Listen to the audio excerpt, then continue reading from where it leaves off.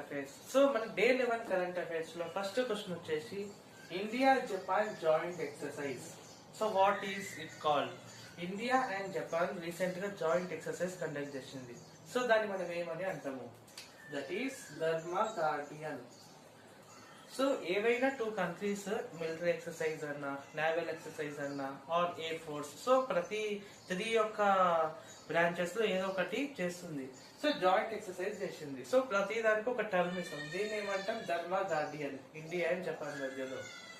And second question వచ్చేసి 2024 Bharat Ratna awards. So 2024 లో ఎన్ని భారత్ రత్న అవార్డ్స్ వచ్చినాయి?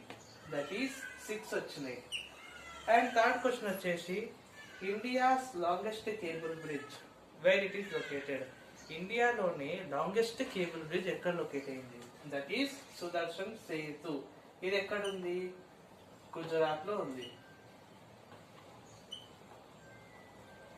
సో ఈ త్రీ క్వశ్చన్స్ లో ఇంపార్టెంట్ క్వశ్చన్ వచ్చేసి first one, India Japan joint exercise ని మనం ఏమని అంటాం? That is Dharma Guardian. And second important question వచ్చేసి ఇది, ఇండియాస్ లాంగెస్ట్ కేబుల్ బ్రిడ్జ్, దాన్ని ఏమని అంటాం? Sudarshan Setu. Where it is